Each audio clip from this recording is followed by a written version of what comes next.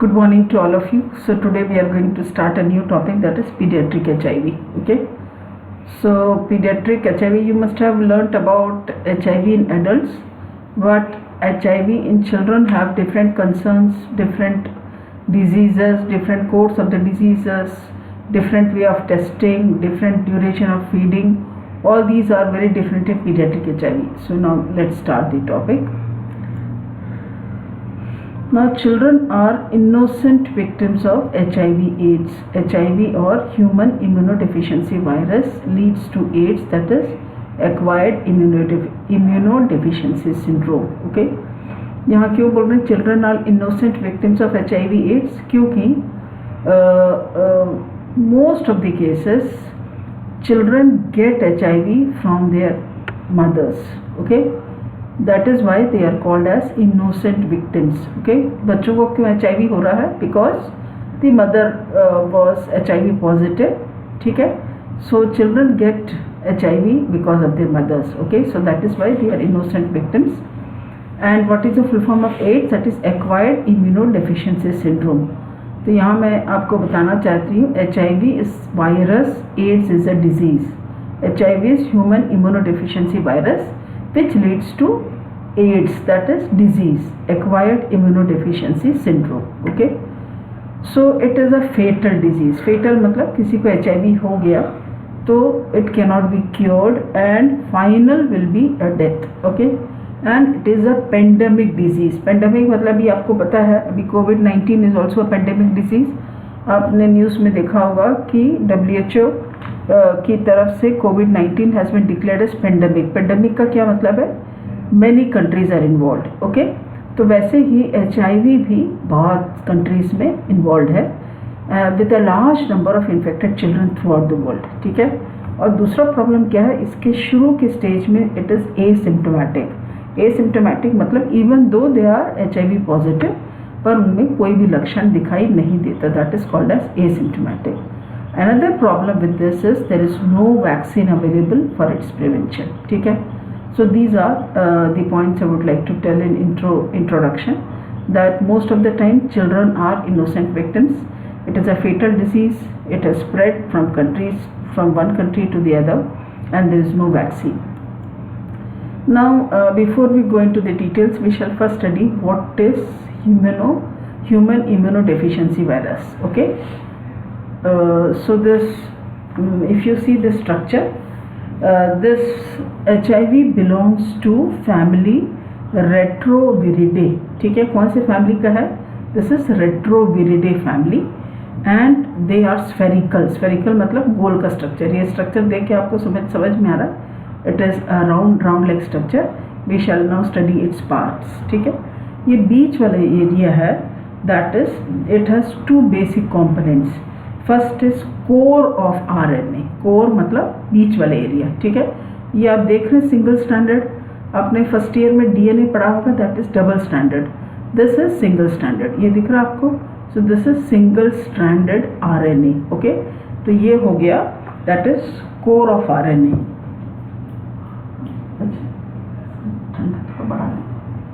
बढ़ा रहा है थोड़ा सा. सो this is core of RNA.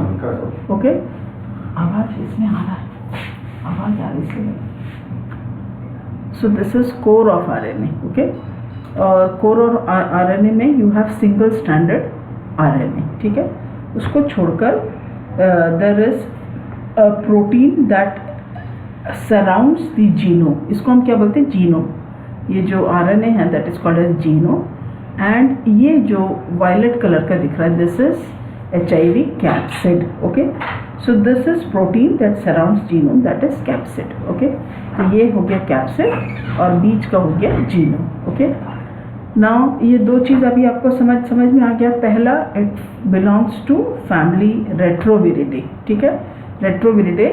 और ये जो है इसका शेप क्या है? It is round, it is spherical. Okay, दूसरा हमने पढ़ा, इसका दो पार्ट है. One is core of RNA, that is genome. ये है genome. And it is protein which surrounds, ये जो वायलेट कलर का दिख रहा है, it is a protein which surrounds the genome. इसको हम कहते हैं HIV capsid. Okay, this is called as HIV capsid. ठीक है, उसके बाद now what is the role of genome? Genome का काम क्या है? जीनोम का काम है genetic material, okay. It carries the genetic information. RNA में क्या इंफॉर्मेशन है? जेनेटिक इंफॉर्मेशन है। And what is the role of this HIV capsid? HIV capsid इस जीनोम को प्रोटेक्ट करता है, फर्स्ट थिंग, और इसके कारण the shape is maintain spherical, okay.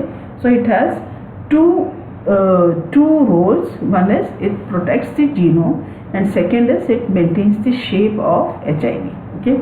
तो ये दो पार्ट हमने कंप्लीट कर लिया. Now we'll come to the outer, okay. This is HIV envelope, okay. HIV envelope है और ये ग्रीन कलर जो आपको दिख रहा है, these are HIV glycoproteins, जिसको हम क्या कहते हैं? HIV glycoproteins. इसके द्वारा HIV glycoproteins के द्वारा what it does is it attaches itself to CD4 cells, ठीक है। ये जो हमारे बॉडी में HIV सिर्फ CD4 सेल से अटैच होता है, बाकी किसी सेल से अटैच नहीं होता। तो what are the CD4 cells?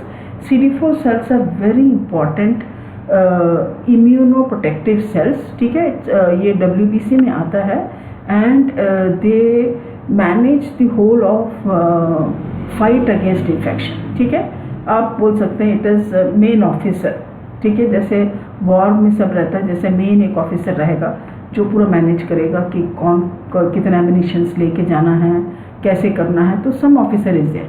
तो वैसे ही हमारे इन्फेक्शन कंट्रोल को मैनेज करने के लिए in our body we have a cell which is called a CD4 cell. तो ये जो CD4 सेल है, so this it plays a very crucial role in our immune system, ठीक है। तो CD4 सेल्स से ये जो ग्लाइकोप्रोटीन्स के सहारे से अटैच कर देता है, ठीक है। अब ये जो ग्लाइकोप्रोटीन है, these are of two types. One is GP glycoprotein मतलब GP120 और GP41, ओके। GP120 और GP41 ये जो ग्लाइकोप्रोटीन्स है ये दो है, वन इज GP120 और GP40, ये दो टाइप्स का ग्लाइकोप्रोटीन है। अब हम लोग पढ़ेंगे रिगार्डिंग दिस 3 एंजाइम्स। ये 3 एंजाइम्स आपको दिख रहा है। तो फर्स्ट इज रिवर्स ट्रांसक्रिप्टेज। पहला क्या है? Reverse transcriptase.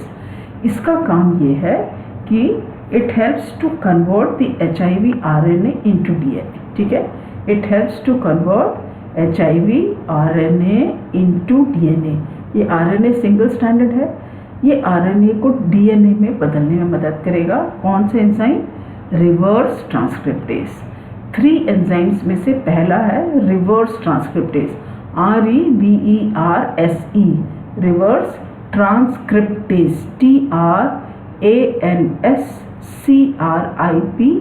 TRANSCRIPTASE, reverse transcriptase, okay.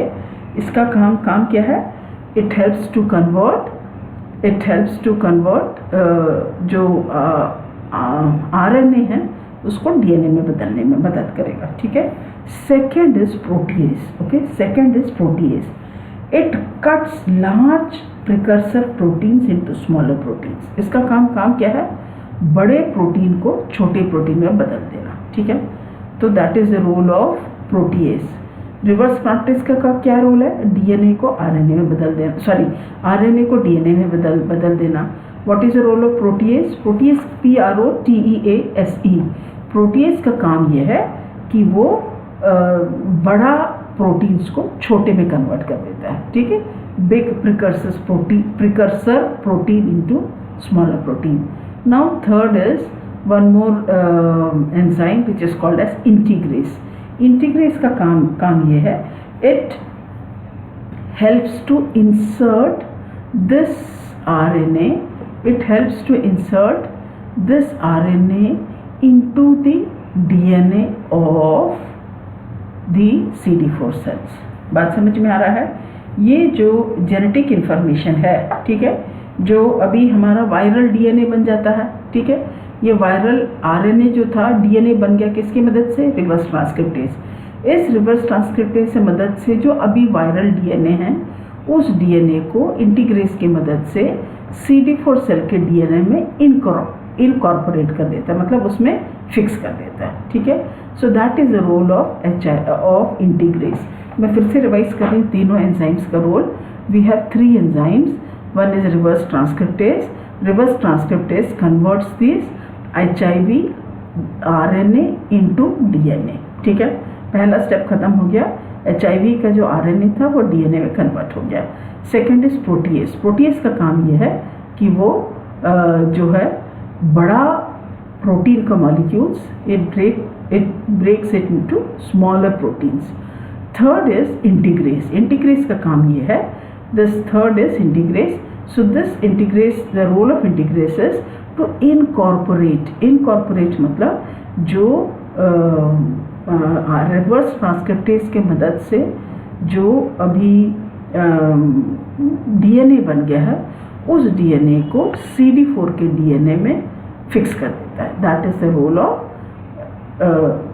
इंटीग्रेस, ठीक है। तो reverse transcriptase, protease and integrase, ठीक है। ये 3 रोल है इसका। And what is the role of this HIV glycoprotein? GP120 and GP40, these are glycoproteins with the help of which ये fix होता है CD4 सेल से, ओके। तो ये स्ट्रक्चर हमको मालूम है। Now they belong to a family of Retroviridae. Shape is spherical. It has 2 parts, one is genome and second is capsid, ठीक है। These are core parts, okay. Genome contains the genetic material, capsid is made up of protein, and this capsid protects the genome and also maintains the shape of this HIV virus, okay. Apart from that, it is covered by a HIV envelope, and in the envelope you have various HIV glycoproteins which are GP120 and GP40, with the help of which it attaches itself to CD4 cells, okay. Now that was all about the structure of HIV, okay. Now is definition. HIV/AIDS is a spectrum of conditions caused by infection with HIV human immunodeficiency virus. ये क्या है? It is spectrum, मतलब ढेर सारा कई conditions है, ठीक है। अलग अलग इन्फेक्शंस हो जाता है and with the help of human immunodeficiency virus, ठीक है।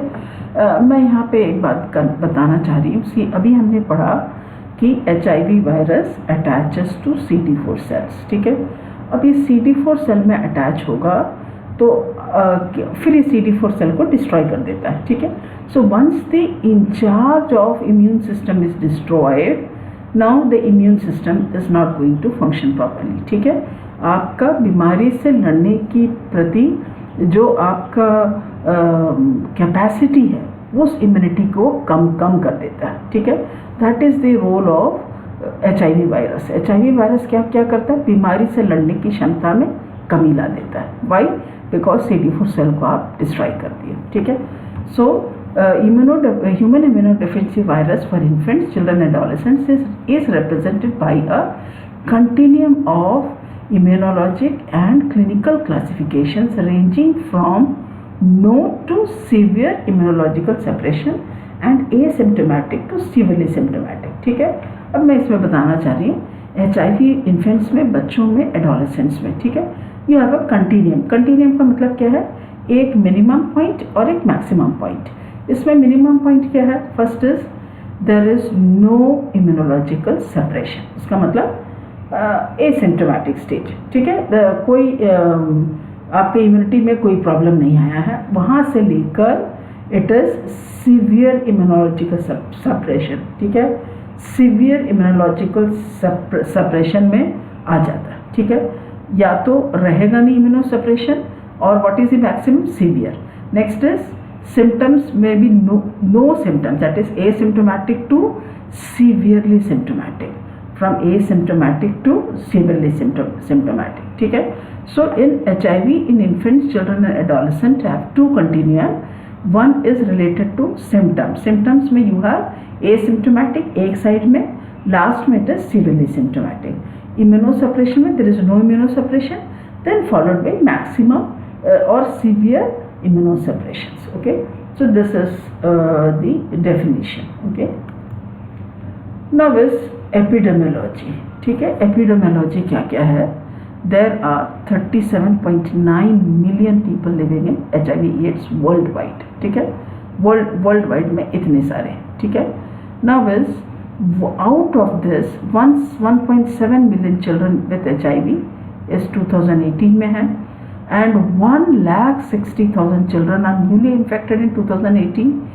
There are 300 children dying every day due to HIV, out of which 91% of cases are in sub-Saharan Africa. Okay, and so these are the numbers. समझ में आ रहा है?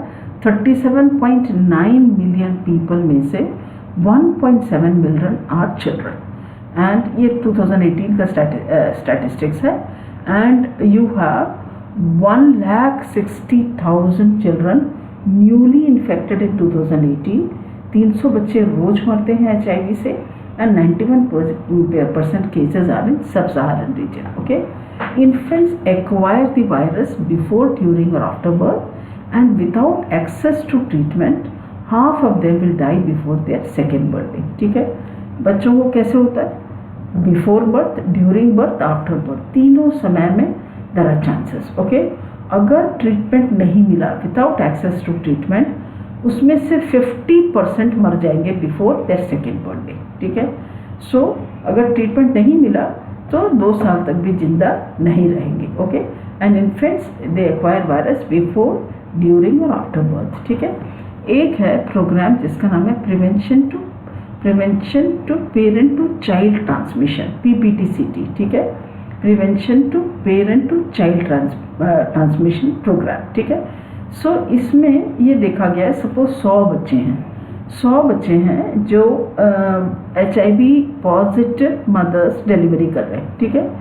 HIV positive mother's है और उनके द्वारा जो बच्चे पैदा होते हैं उसको हम कहते हैं HIV एक्सपोज्ड इन्फेंट्स। क्या कहते हैं? HIV एक्सपोज्ड इन्फेंट्स, ठीक है। ये जो HIV एक्सपोज्ड इन्फेंट्स है, अगर 100 मदर्स और 100 mothers are HIV positive, only 30% will be transmitting HIV to their children. आपको बात समझ में आ रहा है? 100 कौन से मदर्स हैं? 100 पूरे HIV पॉजिटिव हैं। ये 100 मदर्स जो HIV पॉजिटिव प्रेग्नेंट लेडीज़ हैं, जब ये बच्चा पैदा करेंगे तो सभी को HIV नहीं होगा। कितना होगा? 30%।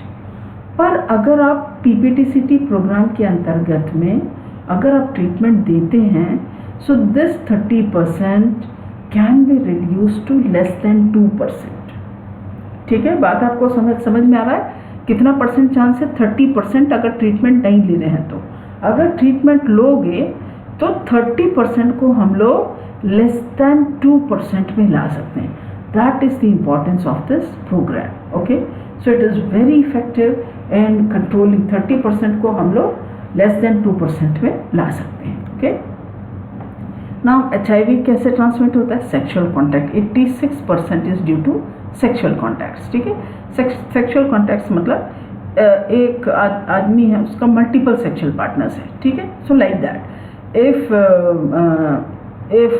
One person is faithful to that partner, तब HIV होने का चांसेस नहीं है। HIV होने का chances is 86% is due to sexual contact. Second is pregnancy, child birth and breast feeding, उसके द्वारा भी फैलता है। इसको हम कहते हैं vertical transmission. This is called as vertical transmission. Vertical मतलब मदर से बच्चे को। Third is injection drug use. Injection drug use मतलब कुछ लोग ड्रग एडिक्ट्स रहते हैं। What they take is they take injectable drugs, उसको हम क्या कहते हैं? Injection drug use. फिर है ऑक्यूपेशनल एक्सपोजर। ऑक्यूपेशनल एक्सपोजर मतलब जैसे आपने ब्लड सैंपल लिया एक HIV पेशेंट का, आपने लिया और गलती से आपके हाथ में कट गया, ठीक है। So that is called as occupational exposure. ऐसे भी HIV होता है। अगर एक HIV पॉजिटिव पेशेंट का ब्लड लिए, वो अगर गलती से आपके हाथ में चुभ गया, जिसको हम क्या कहते हैं? Needle stick injuries. They are called as needle stick injuries. उसको छोड़कर जहाँ ब्लड टेस्ट करते हैं, सर्जरीज हो रहा है, wherever you have exposure to blood, ठीक है, तो उससे अगर HIV हो रहा है, that is called as occupational exposure. फिर क्या? Blood transfusion. या ऑर्गन ट्रांसप्लांट, ठीक है। Rarely it is blood transfusion and organ transplant. से ब्लड ट्रांसफ्यूशन मतलब सपोज मैं HIV पॉजिटिव हूँ, मेरा ब्लड अगर किसी को दिया जाएगा उसको HIV हो जाएगा, that is blood transfusion. We always check, blood transfusion में हम लोग चेक करते ही हैं, पर एक पीरियड होता है जिसको हम कहते हैं विंडो पीरियड। विंडो पीरियड का मतलब ये है कि जैसे HIV आज सपोज एक इन्फेक्टेड ब्लड चढ़ा, ठीक है, suppose if I am HIV positive, मैंने किसी को ब्लड दिया, ठीक है, तो वो उसके बॉडी में आज HIV एंटर किया, ठीक है, तो ये HIV जो है एंटीबॉडीज बनाएगा, but it takes time, approximately 12 weeks, ठीक है, approximately 12 weeks for the antibodies to be formed, okay. और हमारे पास जो टेस्टिंग है ELISA test, that is antibody test. वो कौन सा टेस्ट है? एंटीबॉडी टेस्ट है। तो अगर मेरे बॉडी में अगर आज कीटाणु घुसा HIV का, तो 12 वीक्स के बीच में चेक करने से मेरा नेगेटिव आएगा, आई एम पॉजिटिव, पर नेगेटिव आएगा। क्यों? क्योंकि एंटीबॉडी नहीं बना। एंटीबॉडी टेस्टिंग है जो हम लोग कॉमनली हम लोग करते हैं, है ना, HIV रैपिड टेस्ट वगैरह में। This is what we do is antibody test. पर HIV टेस्टिंग तो ये पीरियड को हम क्या कहते हैं? Window period. Window period means the time period between entry of HIV virus and formation of antibodies, that is called as window period. Window period क्या है? समझ में आ गया? विंडो पीरियड मतलब आज कीटाणु घुसा, उसके बाद कब तक एंटीबॉडीज बनेगा, ये पीरियड को हम क्या कहते हैं? Window period. और इस विंडो पीरियड में ब्लड ट्रांसफ्यूशन के समय हम लोग ब्लड टेस्ट करते हैं, ये देखने के लिए कि मलेरिया है क्या, हेपेटाइटिस B है क्या, हेपेटाइटिस C है क्या, ये सब हम चेक करते हैं। साथ में HIV भी टेस्ट करते हैं। पर HIV रैपिड टेस्ट में what we do is we do antibody test. हम कौन सा टेस्ट करते हैं? एंटीबॉडी, ठीक है। तो एंटीबॉडी टेस्टिंग में विंडो पीरियड में मिस हो जाने का चांसेस है, okay. So there are chances of missing due to window period, okay, ठीक है। नाउ बच्चों को कैसे होता है? इसके पहले वाले स्लाइड में हमने देखा कैसे कैसे जो है ट्रांसमिशन हुआ, जैसे सेक्सुअल कांटेक्ट है, pregnancy, child birth and breast feeding है, इंजेक्टिंग ड्रग यूजेस है, ऑक्यूपेशनल एक्सपोजर है, blood transfusion, organ transfusion. But in children what happens is 90% is vertical transmission. उसका मतलब this 90% of the infected infants acquire HIV from their HIV positive mothers during pregnancy, delivery and breastfeeding. इसको हम क्या कहते हैं? Vertical transmitter, mother to child transmission, MTCT, ठीक है। Without treatment, अगर ये बच्चे को ट्रीटमेंट नहीं दिया तो 1/3 of infected children will die in their first year of life. समझ में आ रहा है? ठीक है। अगर 100 बच्चे हैं तो approximately 30 to 35 children will die within first year, 50 children by age of 2 years and 4/5 by children by 5 years of age, ठीक है। So that is the statistics of infected children, ठीक है। Without, but keep in mind this is without treatment. Treatment नहीं देने से this is what is done, ठीक है। Transmission हमने क्या सीखा कि 90% it is maternal, mother to child transmission, ठीक है। कैसे फैलता है? प्रेगनेंसी के द्वारा, delivery and breast feeding, okay. So this is mother to child and if you don't treat, so 1/3 of infected children die in their first year of life, half by age 2 and 4/5 by 5 years of age, okay. Now we will just study the pathophysiology of HIV, ठीक है। ये जो HIV है, ये देखो, this is CD4 cell, okay. This blue color is CD4 cell and this is the nucleus of the CD4 cell. ये क्या है? It is nucleus of the CD4 cell. ये जो green दिख रहा है, this is DNA of CD4 cell. This is DNA of CD4 cell, ठीक है। How HIV works में देखो, सबसे पहले हम लोग ने एक स्ट्रक्चर में पढ़ा था, with these glycoproteins HIV attaches to CD4 cell, ठीक है। HIV क्या करेगा? CD4 cell से अटैच हो जाएगा, ठीक है। अब इसमें क्या है? HIV का RNA है। ये RNA रिवर्स ट्रांसक्रिप्टेज की मदद से DNA में बदल गया, ठीक है। HIV का RNA रिवर्स ट्रांसक्रिप्टेज एंजाइम जो HIV में है उसके द्वारा DNA is made from HIV RNA via reverse transcriptase. समझ में आ रहा है? ट्रांसक्रिप्टेज से अभी ये क्या बन गया? डीएनए बन गया। इंटीग्रेट की मदद से HIV DNA is integrated into host DNA. ये देखो अभी इंटीग्रेट की मदद से इसमें फिक्स हो गया। किसमें? DNA of CD4 cell.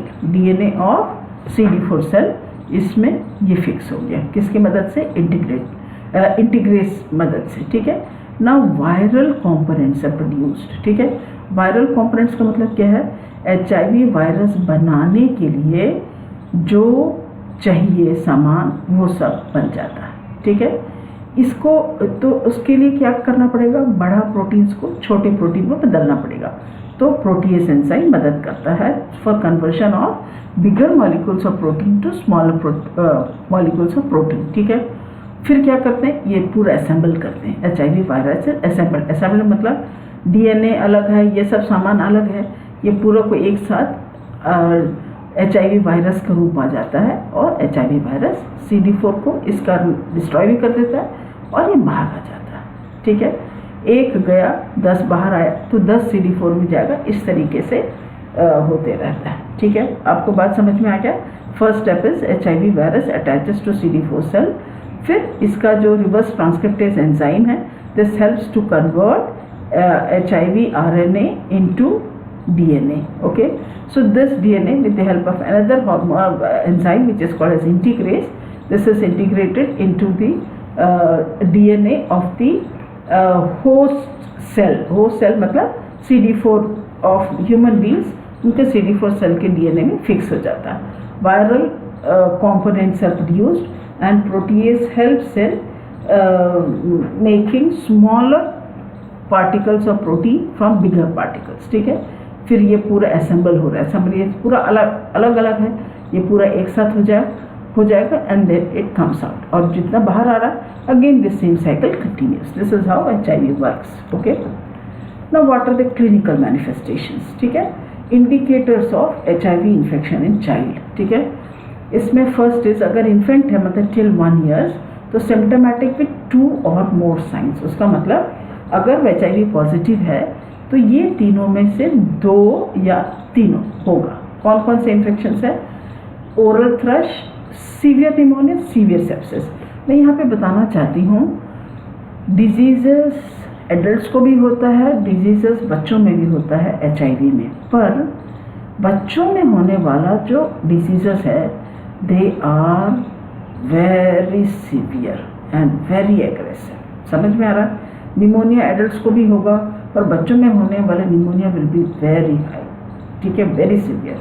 और ओरल थ्रश एडल्ट्स में भी दिखता है पर HIV बच्चों में होने वाला oral thrush is very big size thrust, thick coating. ठीक है, मैं आगे पिक्चर्स दिखाऊंगी आपको।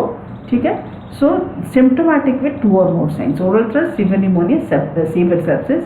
If it is a child ये है एनी एड्स इंडिकेटर साइंस, इसमें से कोई भी एक आता रहेगा, एक या कोई भी अधिक। ठीक है। Even it can be 1। PCP मतलब न्यूमोसिस्टिस कैरिनाई निमोनिया। ये is very specific to HIV। ठीक है। Pneumocystic PNEUMO pneumocystis carinii CARINI pneumonia, that is PCP का फुल फॉर्म आपको समझ में आ गया? Pneumocystic carinii pneumonia, that is PCP। फिर क्रिप्टोकोकल मेनिंजाइटिस, क्रिप्टोकोकस से होने वाला मेनिंजाइटिस। फिर HIV वेस्टिंग, है ना? HIV वेस्टिंग मतलब बच्चा एकदम लीन थिन हो जाएगा। मैं पिक्चर्स दिखाऊंगी आपको आगे। फिर है extra pulmonary tuberculosis. Extra pulmonary का मतलब है ट्यूबरक्लोसिस यूजुअली लंग्स में होता है पर लंग्स को छोड़ के कहीं और हो रहा है, that is called as extra pulmonary tuberculosis. ठीक है। फिर है कैपोसिस सार्कोमा। ठीक है। कैपोसिस सार्कोमा जो है ये एक रेयर टाइप ऑफ कैंसर है but this is common in HIV। ठीक है। So this is it is a type of cancer characterized by abnormal growth of cells that live in lymph and blood vessels. ठीक है, समझ में आ रहा है? Kaposi sarcoma, it is a rare type of cancer characterized by abnormal growth of cells in the lymph and blood vessels. It causes red patches under the skin, lining of mouth, nose and throat. ठीक है, and it is caused by human herpes virus 8, HHV 8.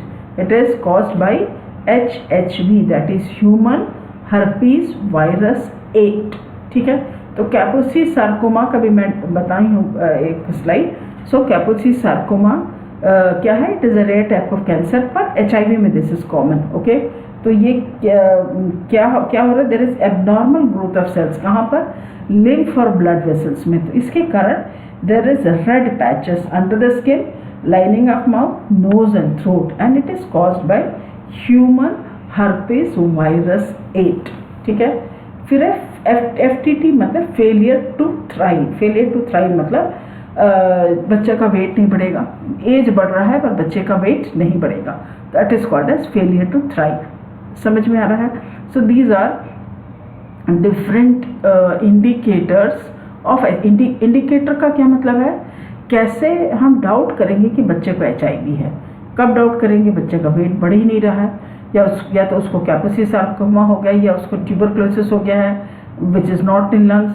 दिखने में एकदम दुबला पतला बच्चा. ठीक है, there is cryptococcal meningitis, that is PCP, that is pneumocystic carinii pneumonia. Okay, mother को आप देखेंगे तो mother will be a case of advanced HIV disease. ठीक है, HIV का 4 स्टेजेस है, तो she will be in the 4th stage, that is advanced HIV disease. CD4 mother का देखेंगे तो क्या है? Less than 200. ठीक है, 1000 नॉर्मल काउंट है, मदर का विल बी लेस देन 200. और या तो there will be recent HIV related maternal death, या तो यू विल फाइंड कि मदर का डेथ हो गया ड्यू टू HIV. ठीक है, so these are the indicators. Indicators मतलब कब आप शक करेंगे कि बच्चे को HIV है. Okay, so these are the indicators. ये देखो, ये बच्चे को निमोनिया हो गया. कैन यू सी यहाँ पे इसका रेस्पिरेटरी पतला सा बच्चा है. ठीक है, the child is having respiratory distress, the child looks very sick, है ना, और उसको respiratory. Can you see the ribs. ठीक है, सो दिस इज. और ये जो एक्सरे है, this is x-ray of severe pneumonia. Okay, this is HIV wasting. Can you see this? It's a big head, but everything is very lean and thin. You can count the bones of the chest. Okay, so this is HIV wasting. एक और HIV wasting. ठीक है, so this is maybe a few months old child. Okay, so can you see this HIV wasting? Okay, so these are another HIV wasting in child. Now these are the photos of oral candidiasis. ठीक है, oral candidiasis. Can you see this whitish patches? Okay, these are the whitish patches. Candidiasis is common in children, that is not an issue, but the problem is severity will be very high. Okay, so, in non-HIV children also oral candidiasis can be there. Okay, but severity is it is very severe in HIV positive children. Okay, these are again.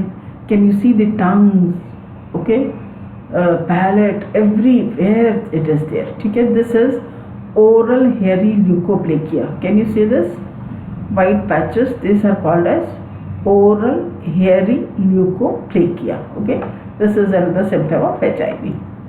Now is esophageal candidiasis. Okay, these are oral ulcers. These are oral ulcers, but this is an endoscopic picture of esophageal candidiasis. Can you see this whitish patches? ठीक है, these are all esophageal candidiasis. Okay, this is herpes simplex virus infection. Okay, these are all manifestations. This is in face herpes simplex, very painful conditions. Okay, herpes simplex viral conditions. This is Kaposi sarcoma.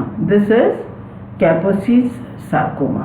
Okay, so these are images of Kaposi's sarcoma. Okay, reddish patches. This is extrapulmonary tuberculosis. ठीक है, so these are normal lymph nodes. When the lymph nodes are affected, so this is how this gets a swelling. Okay, so these are pictures of extrapulmonary tuberculosis, and lymph nodes are one of the most common cause of lymph node tuberculosis. Okay. Now what are the clinical manifestation? At birth it is generally asymptomatic, कोई लक्षण नहीं है. ठीक है. Clinical features appears in two forms. One is a rapid progressive 80% onset from 3 to 4 months of age. Okay, and slow progressive 20% from 8 years of age. You will see a rapid progressive, rapid मतलब जल्दी जल्दी बच्चा बीमार हो रहा है, 3-4 months से this will start, and slowly क्योंकि तब तक एंटीबॉडीज वगैरह बन जाता है. ठीक है. 8 years you will find that it is slow progress. Slow progress मतलब डिजीज को सीवियर होने में समय लगता है. Okay. Now what are the sign and symptoms? Generalise lymphadenopathy. Axillary areas में आप देखेंगे कि यहाँ पूरा का लिम्फ नोड जो है काफ़ी बड़ा हुआ है. परसिस्टेंट और रिकरेंट ओरल कैंडिडियासिस, अभी हमने पिक्चर्स देखा, बार बार हो रहा है. या तो परसिस्टेंट है, उसका मतलब ठीक ही नहीं हो रहा है. ठीक है. That is developmental delays. Developmental delays मतलब अभी अपने बच्चे का फोटो देखे HIV वेस्टिंग. ठीक है. तो उसका माइलस्टोन सब डिलेड रहेगा. हमको मालूम है कि 3 months में बच्चा टर्न करना चाहिए, पर टर्न नहीं हो रहा है. It is taking 7-8 months because the physically the child is very weak. उसको छोड़ के उसका लिवर और उसका स्प्लीन, ओके, ये काफ़ी बड़ा हुआ है. There is persistent diarrhea, okay, and this continues for months. That is persistent diarrhea. Parotitis is जो उसका इस जगह में there is salivary glands are there, parotid glands that gets inflamed. Then is unexplained anemia. Unexplained anemia मतलब बच्चे को anemia है but reason clear नहीं हो रहा. ठीक है. There is thrombocytopenia. इसको छोड़कर there is unexplained cardiac and kidney disease, जिसका कारण समझ में नहीं आ रहा है. एंड देयर आर रिकरेंट मतलब बार बार बैक्टीरियल इन्फेक्शन है. दीज बैक्टीरियल इन्फेक्शन में भी माइल्ड और दिस में भी सीरियस. ओके. फिर उसको छोड़कर अपॉर्चुनिस्टिक इन्फेक्शन. अपॉर्चुनिस्टिक इन्फेक्शन का मतलब है जैसे मौका मिलता है इन्फेक्शन हो जाता है. मौका कब मिलेगा? जैसे CD4 सेल्स काउंट कम होता है, the child gets a chance to have multiple infections. ठीक है. So children with HIV infections and advanced or severe immunosuppression are susceptible to develop various opportunistic infection. ठीक है. जैसे बच्चे का CD4 काउंट कम होता है, इम्यूनोसप्रेशन हो जाएगी. इम्यूनोसप्रेशन मतलब बच्चे का बीमारी से लड़ने की क्षमता में काफ़ी कमी आता है. जब ऐसा है तब बहुत सारे अपॉर्चुनिस्टिक इन्फेक्शंस हो जाते हैं. ठीक है. कैसे हो गया? न्यूमोसिस्टिस, जीरोवसाई, क्रिप्टोस्पोरिडियम, क्रिप्टोकॉकस, साइटोमेगालोवायरस, ये सब है कॉमन डिजीजेस, पैथोजेंस. पैथोजन मतलब बीमारी पैदा करने वाली माइक्रो ऑर्गेनिजम्स. ठीक है. Next is respiratory infections. Pneumocystis carinii, pneumocystic pneumonia. Then is recurrent bacterial infections. Pathogens कौन से? Streptococcus pneumonia, Haemophilus pneumonia, Streptococcus aureus and Pseudomonas aeruginosa. ठीक है. So these are the organisms which are responsible for respiratory infections. अब हम लोग पढ़ेंगे HIV testing and diagnosis. ठीक है. बच्चों में HIV टेस्टिंग कैसे करें. ठीक है. पहला है HIV diagnosis in children less than 18 months. 18 months के बच्चों में के कब में हम कब करेंगे. ठीक है. ये है HIV DNA PCR. PCR का फुल फॉर्म है पॉलीमरेज चेन रिएक्शन. ठीक है. PCR HIV DNA PCR is antigen testing. Antigen testing मतलब वायरस को देखना डायरेक्टली. ठीक है. That is DNA PCR. ठीक है. द पॉलीमरेज चेन रिएक्शन के द्वारा what you do is you see the virus directly. कब चेक करना है? At 6 weeks and 6 months. ठीक है. 6 weeks 1.5 हफ्ते में, 1.5 महीने में आपको HIV DNA PCR करना है. देन 6 months में करना है. 6 weeks एंड 6 months. और 6 to 8 weeks after cessation of breast feeding. ठीक है. या तो ब्रेस्ट फीडिंग चल रहा होगा तो आप वेट करो, वेट फॉर 6 to 8 weeks, ठीक है, that is 1.5 months to 2 months, then check for this. But the problem with HIV DNA PCR is this test is very costly and is not readily available.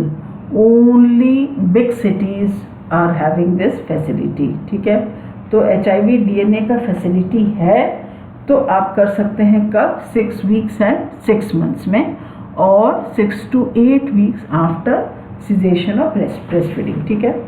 फिर antibody test जो हम लोग rapid test के नाम से जाते हैं, HIV antibody testing है 12 and 18 months, ठीक है, 1 साल और 1.5 साल, 12 and 18 months में, और 3 months after cessation of breast feeding, ठीक है। 3 months ब्रेस्ट फीडिंग के 3 months के बाद भी हम लोग कर सकते हैं, ठीक है। तो ये आपको याद रखना है, if you have facilities for DNA PCR that is polymerase chain reaction, वो टेस्ट करेंगे 6 weeks और 6 months, या तो 6 to 8 weeks आफ्टर सीजेशन मतलब stoppage of breast feeding. HIV antibody test हम लोग 12 months और 18 months में करते हैं, और 3 months after cessation of breast feeding, या ब्रेस्ट फीडिंग के 3 महीने बाद, okay. Now this is paediatric versus adult HIV AIDS, ठीक है। Area of focus children and adults, ठीक है। डायग्नोसिस DNA PCR में हम कब करते हैं, 18 months, और कन्फर्मेटरी हम लोग करते हैं आफ्टर 18 months। अभी हमने जस्ट पढ़ा था, this is how we do it, ठीक है। सो एडल्ट्स में antibody test is usually 6 months after the infection, जो भी सस्पेक्टेड इन्फेक्शन है उसके 6 months बाद we do a antibody test, ठीक है। पर बच्चों में we have at 6 weeks and 6 months, और if it is after antibody test है जो भी हमने पढ़ा था, तो antibody test we do eight 12 to 18 months और 3 months after cessation of breast feeding, okay. Now monitoring, ठीक है। अगर बच्चे का एज 5 years से कम है तो CD4 परसेंटेज में चेक करते हैं, ठीक है।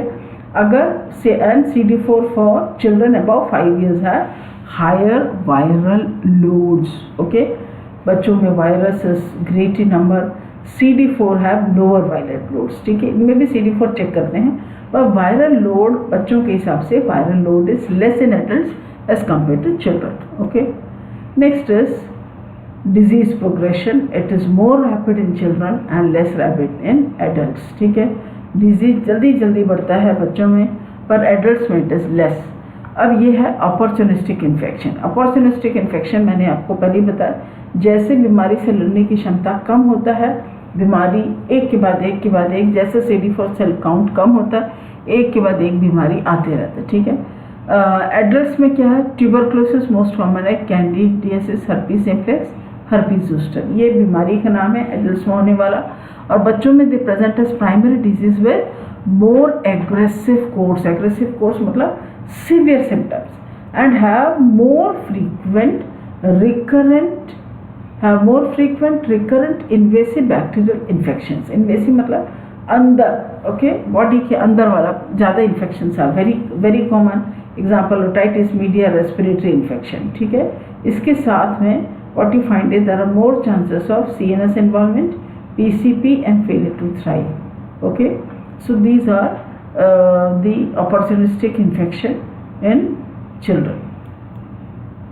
Now what is the nurse's role in pediatric HIV management, okay.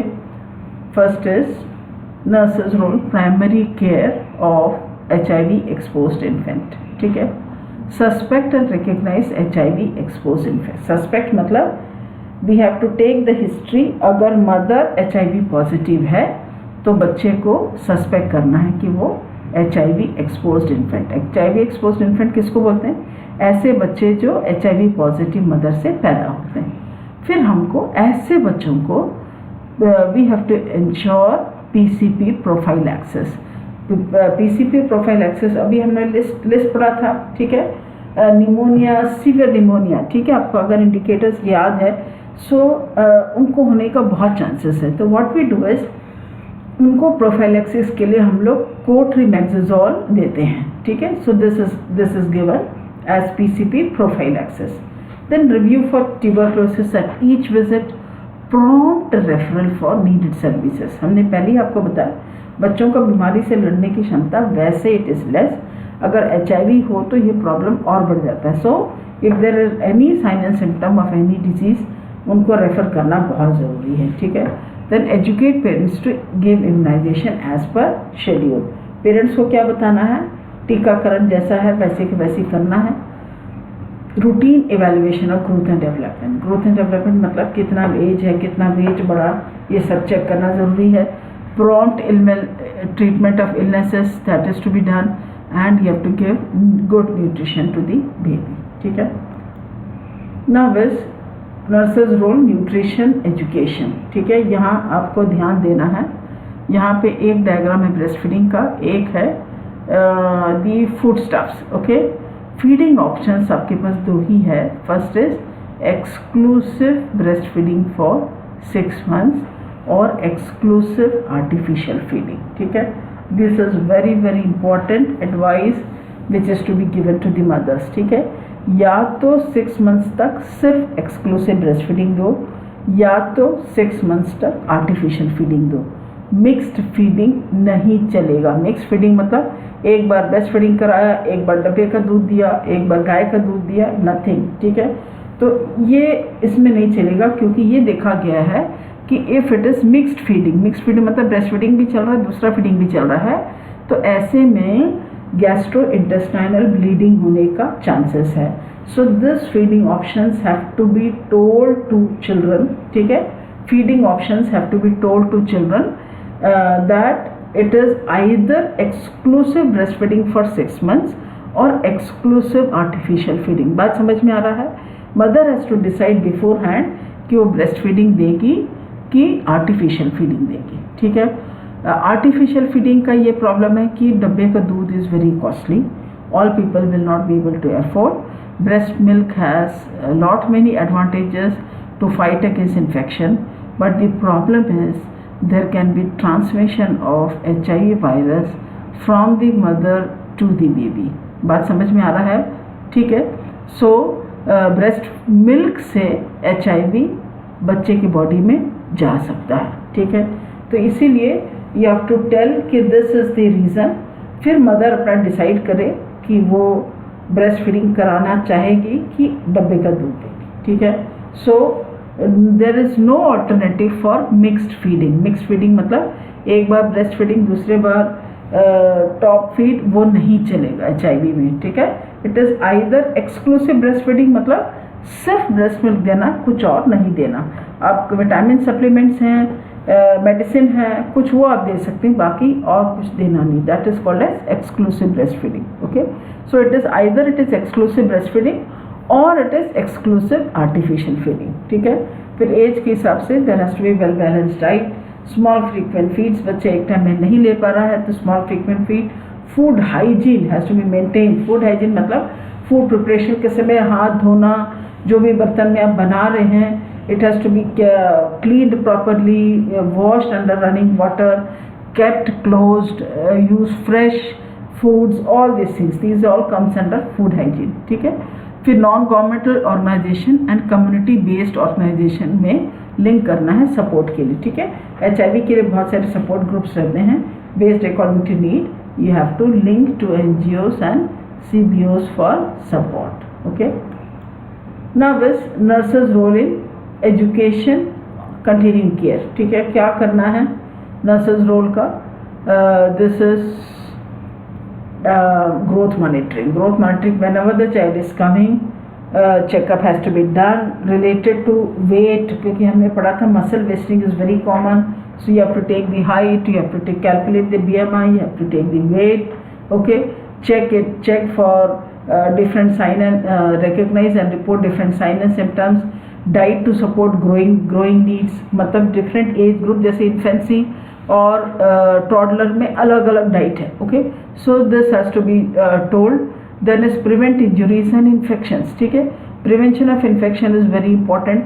HIV positive बच्चा बाहर ज़्यादा भीड़ में नहीं जा सकता, क्योंकि ये सब एरिया में इन्फेक्शन होने का चांसेस बहुत है, okay.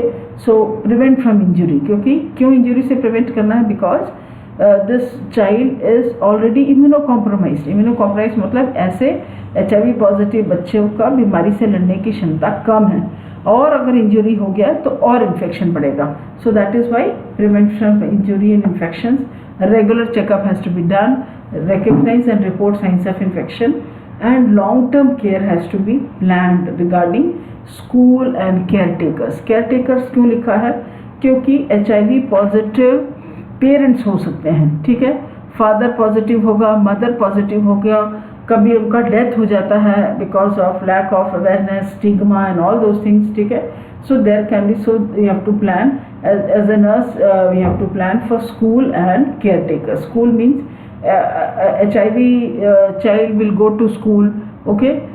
So you have to plan for school also because of the available treatment available. अभी बच्चों का लाइफ काफ़ी बढ़ गया है because you have anti retroviral treatment, ART, anti retroviral treatment available for children also, ठीक है.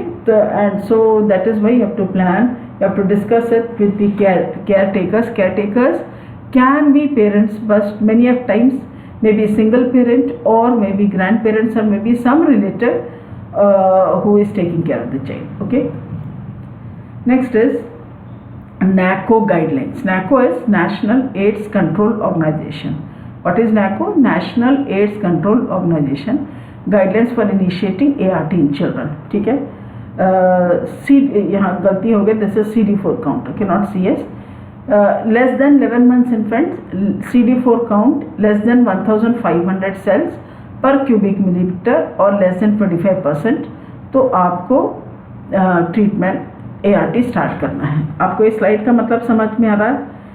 से ART ट्रीटमेंट कब स्टार्ट करेंगे? If the child is less then 11 months आपको CD4 सेल चेक करना है.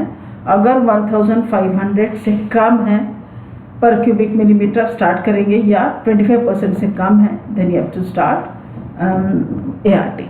25 to 35% CD4 less than 750 cells per cubic millimeter, less than 20%. 36 to 59 months CD4 cells less than 350 cells per cubic millimeter or 15%, okay. And more than 5 years old follow adult guidelines, that is initiate ART before CD4 drops below 200 cell पर cubic millimetre. अगर 5 साल से ऊपर है तब हम लोग को क्या करना है? CD4 सेल्स 200 से नीचे जाने के पहले ART स्टार्ट करना है, ठीक है. अगर ART if the child is symptomatic, if the child is symptomatic लक्षण दिखाई दे रहा है, then start ART even if it is less than 350. Symptomatic नहीं है तो हम लोग 200 सेल्स तक वेट कर लेंगे, 200 से गिरने के पहले हम स्टार्ट कर देंगे. But if sign and symptoms are there, then even if it is less than 350 we start ART, ठीक है. So these are the NACO guidelines. समझ में आ रहा है? Next is NACO recommended ARV drugs, NRTIs and NNRTIs, ठीक है. Nucleoside reverse transcriptase inhibitors, non nucleoside reverse transcriptase inhibitor. एक न्यूक्लियोसाइड रिवर्स ट्रांसक्रिप्टेज इनहिबिटर से non nucleoside reverse transcriptase inhibitors में, ठीक है. So there is 2 NRTIs and 1 NNRTIs. So NRTIs can be stavudine or zidovudine plus lamivudine, ठीक है. These are the name of the drugs. NRTIs में क्या देना है? stavudine और zidovudine plus lamivudine. NNRTIs case में you have 2 options. One is nevirapine and second is ephedrins, okay. Nevirapine and ephedrins. If the age is less than 3 years और weight is less than 10 kg, ठीक है. आप as देखेंगे 3 साल से कम है या तो फिर वेट 10 kg से कम है तो आपको नेविरापिन देना है, ओके. अगर age is more than 3 years, weight is more than 10 kg तो आपके पास चॉइस है. आप नेविरापिन भी दे सकते हैं या तो फिर एफेरेबिन्स देंगे, ठीक है. क्लियर है आपको? आपके पास 2 मेडिसिन अवेलेबल है NNRTIs के में, आइदर इट इज नेविरापिन और इट इज एफेरेबिन्स. आप कैसे डिसाइड करेंगे नेविरापिन देना है कि एफेरेबिन्स देना है? आपको एज देखना है, वेट देखना है. एज लेस देन 3 years है, आपको नेविरापिन ही देना है. लेस देन 10 kg है, नेविरापिन देना है. 3 साल से ज़्यादा हो गया तो भी आप नेवरपेन दे सकते हैं, पर आप एफेरेविंस भी दे सकते हैं. Here you have a choice, either you give nevirapine और you give efavirenz. Okay. Now, what are the challenges? What are the challenges at individual and societal level, ठीक है, and programmatic level, ठीक है. What are the challenges? Challenges for ART. First is individual level, lack of awareness about prevention to parent to child, PPTCT. वही मैंने आपको बताया, prevention of parent to child transmission services. बहुत सारे लोगों को ऐसा कोई प्रोग्राम है ये पता नहीं रहता, ठीक है. तो स्टडीज़ हुआ है जिसमें ये पता चला कि 37% एंटीनेटल और 48%, ये एंटीनेटल है टर्शरीज मतलब सिटी वाला सेंटर्स में, वहाँ के लोगों को पता नहीं है, और 48% रूरल उनको पता नहीं है, ठीक है, कि देयर आर सर्विसेज. ओके, समझ में आ रहा है. ऐसा टेस्टिंग फैसिलिटी है या कुछ भी पता नहीं है, ठीक है. So that is the extent of issues. Even though there are PPTCT services, but because people do not know that the services are there, इसलिए वो लोग ये सर्विसेज का फ़ायदा नहीं उठाते. हम लोग ने पढ़ा था कि PPTCT के द्वारा 30% को लेस देन 2% में हम लोग कन्वर्ट कर सकते हैं, ठीक है. Next is utilisation of anti retroviral services, ठीक है. अब ART सर्विसेज है पर उसको यूटिलाइज नहीं कर पाते, ठीक है.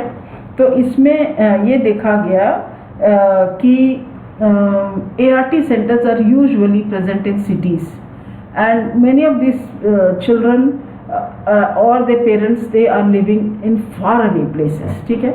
दूर रहने के कारण वो आ नहीं सकते हैं.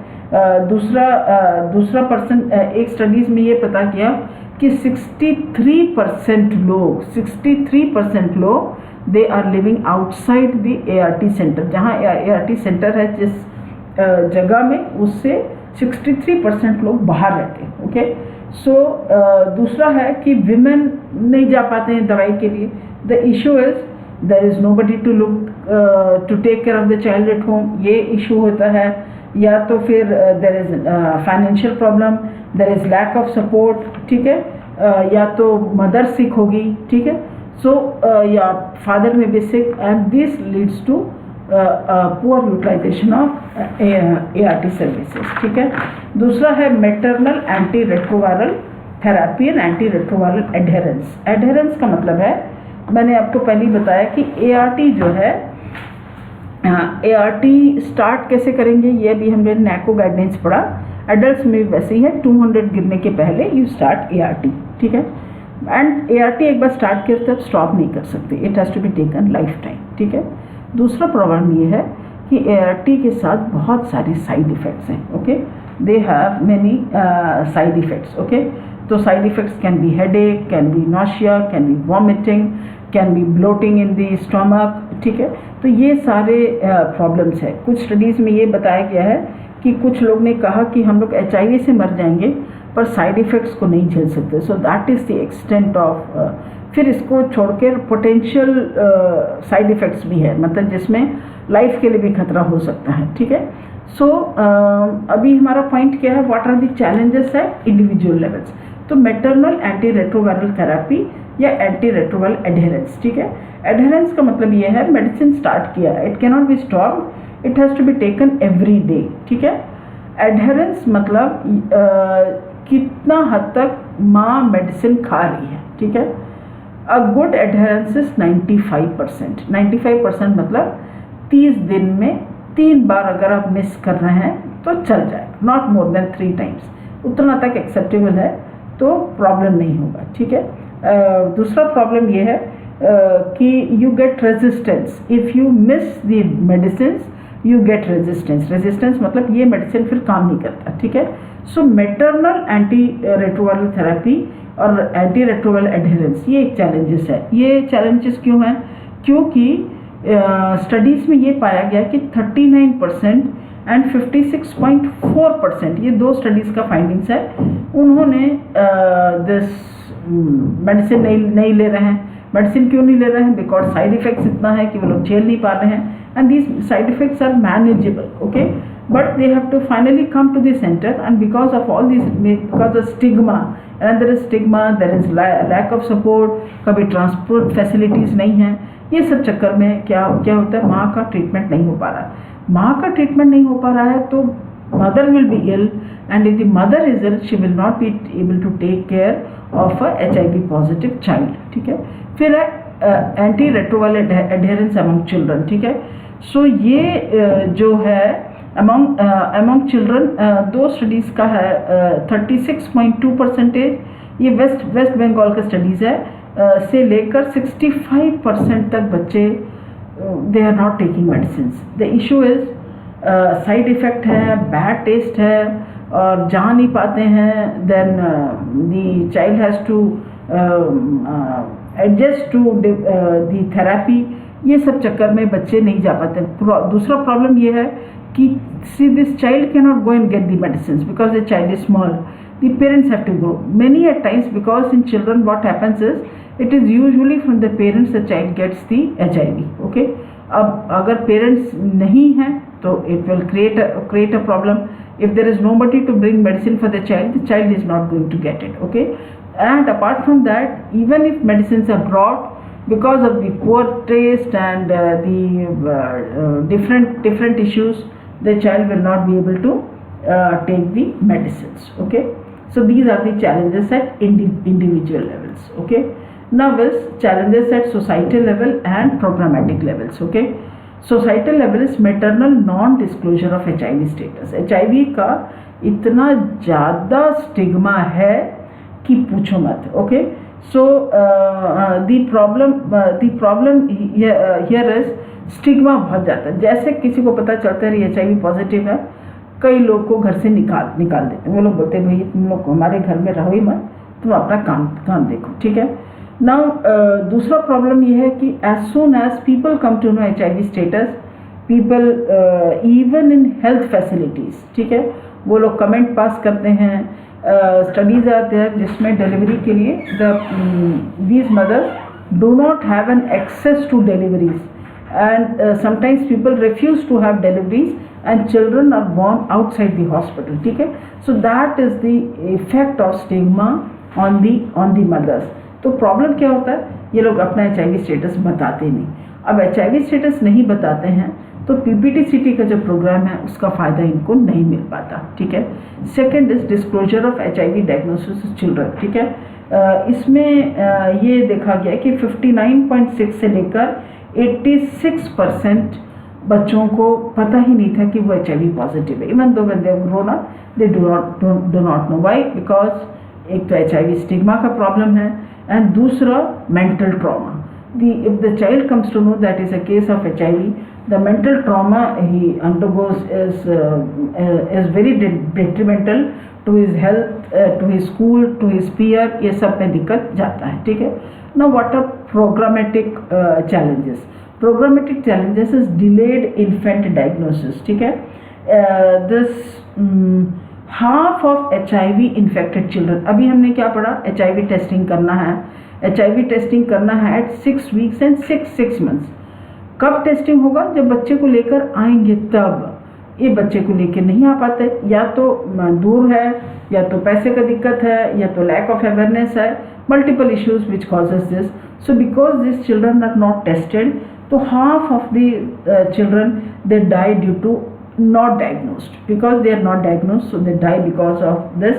And many of these children, half of the children die before their second birthday. मतलब दूसरे 2 साल होने के पहले these children die because diagnosis हुआ तो भी काफ़ी late diagnosis हुआ. okay, so treatment was not started. Second is so this point is printed twice.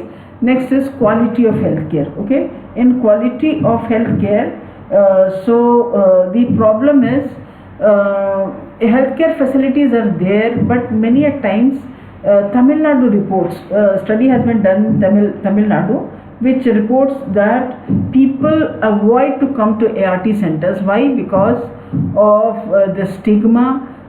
Second is जो वहाँ पे मेडिकल स्टाफ है, जो भी ART सेंटर में काम कर रहे हैं, their attitude towards the mothers and children is very bad. Okay, and because of their comments and because of the non-verbal communication they give, so they are not getting the quality services even though it is there. तो कई बार क्या है, they don't like to do a physical examination, test नहीं करना चाह रहे हैं, delivery ठीक से नहीं हो पाता है, ठीक है. So these are all in quality of health care, ठीक है. Next is lack of intranatal testing for HIV.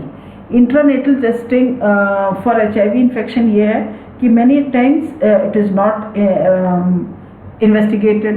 Second time the mother, second reason maybe the mother has not told that she is HIV positive. और दूसरा problem ये है कि studies have been done and it was found that this because it is not tested, okay, intranatal मतलब delivery के समय, okay. See, one thing to remember is suppose if the mother is unbooked मतलब treatment के लिए नहीं आई हैं, अभी अचानक से आई, you do not know. Suppose if it is HIV positive, आप नेवेरेपिन का एक सिंगल डोज मदर को देने से भी इंट्रानेटल ट्रांसमिशन को आप काफ़ी हद तक प्रिवेंट कर सकते हैं. But that can be given only if the mother is coming to setup and people are there to do the testing and also to give nevirapine so that the transmission of HIV from the mother to the child can be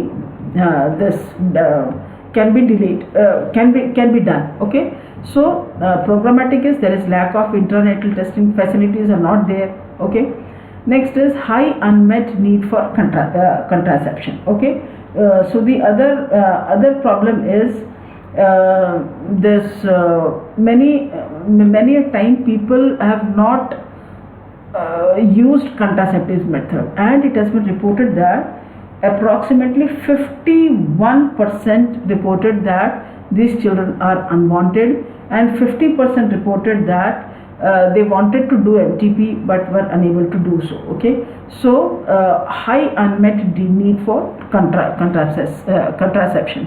So this usually occurs in those people who are illiterate or those who live in villages who are not aware of the services which are even available in PHC, CHC. All these contraceptive devices, most of it are available in village level also, but people because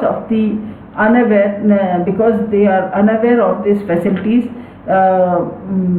then these people do not use contraceptive method, and because of which approximately 50% of children are unwanted. Okay, loss to follow up is LTF, that is 10.9% to 19.6% women are lost to follow up before and after delivery. Okay, once the mother is tested that she is HIV positive, then she doesn't come for follow up. So that is called as loss to follow up. If she doesn't come for follow up, suppose for example if you have a pregnant lady, she is HIV positive. Okay, if she is HIV positive, we have studied in previous slides that if it is a HIV exposed infant, then we have to give co-trimaxol to prevent from it is prophylaxis for pneumonia. But कब आप नहीं दे पाएंगे, because वो वापस आई ही नहीं है. ठीक है, so that is loss to follow up. So mother को भी केयर नहीं मिल पाता, बच्चे को भी केयर नहीं मिल पाता. ठीक है, so these are the programmatic challenges, okay, for HIV in children. Now what are the advantages of ART? आप ART क्यों देना चाह रहे हैं, हमने पहले वो पढ़ा है. What it is, we have made a list कि when to start ART. Okay, so ART देने से it reduces hospitalization. ठीक है, हॉस्पिटल में बार बार जाने की ज़रूरत नहीं. Opportunistic infection का हमने लिस्ट पढ़ा, वो कम हो जाता है. Survival is more and improves quality of life. Improve quality of life मतलब जो बच्चा पहले चल फिर नहीं पा रहा था, अभी चल फिर सकता है. There are great advantages of ART, but the problem is we have side effects of nausea, vomiting, diarrhea, abdominal pain, skin rashes and headache. Okay, so you have medicines for all these. Okay, you have medicines for all these, but these are the side effects of ART, and many of the children, they don't like to take ART because of these side effects. Okay, Now, what are the nurse's role? Support coping with ART challenges, dislike for medicine. If you have worked in pediatric ward, you must have seen it is so difficult to give medicine to the child. Okay, the child dislikes medicine. Okay, here number of medicine is given, but now we have seen that we have to give 2 NRTIs and with one NNRTI. Okay, but now you have syrups available. There is no need to give multiple doses. It is all combined doses. Then it is lifelong medicine has to be taken. Apart from that, we have to take blood, for example, because they affect the hemoglobin, they affect the liver, they affect the kidney. So that is why from time to time, then CD4 count has to be tested. Then apart from that, if the child is suffering from any infection, suppose if the child is suffered from tuberculosis, then the child has to undergo X-ray chest, then PPD test has to be given. So many issues. So monitoring, you have to take monitoring depending. So if the child is a case of ART, the problem is the child has to come time to time according to what medicine is being done, is been given to the child. Depending on that, the child has to come. Next is side effects and toxicities could be more. Okay, side effects, we have studied that in the previous slide. What are the side effects? So these side effects could be more. Drug toxicity is also more in children as compared to adult. Next is dependence on caregiver for medicine. The child is so small that the child cannot take medicine of his own. The child has to depend on caregiver, and the problem here is the caregiver himself. The caregiver might be the parent or my parent, or maybe either of the parents, or both parents, or maybe parents have died due to HIV. So the child has to depend on caregiver. Okay, then caregiver may be sick. The next is adherence. Adherence, I have told you that if only if 90%, 95% adherence is there, then only ART is of use. Otherwise, ART is if it is less than 95%, there are chances of drug resistance, and if it is drug resistance, then it is all the more difficult to manage.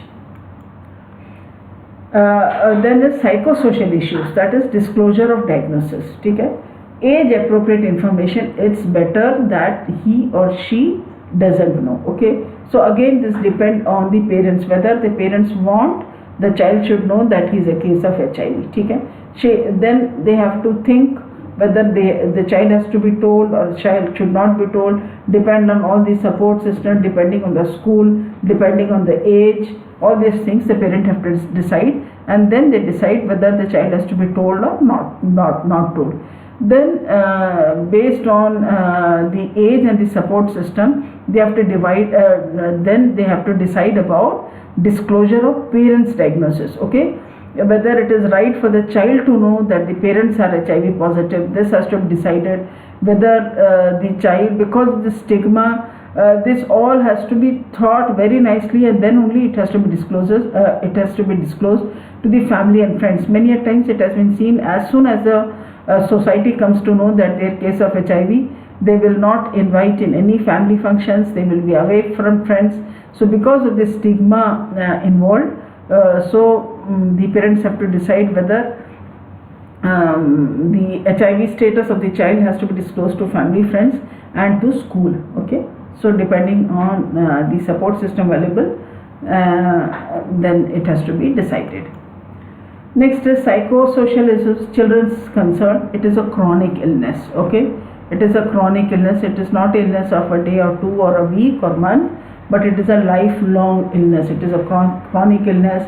If the child, the survival rate has increased much after this ART. So when the child is an adolescent now, the child may blame the parents that why me? Why is I am suffering because, and he may blame parents. Okay. Next is he will be very tired of taking medicine for many years. Then apart from that, antiretroviral drug resistance is there. I have already told you, in 30 days if you miss more than 3 times, so that also causes antiretroviral drug resistance. Okay.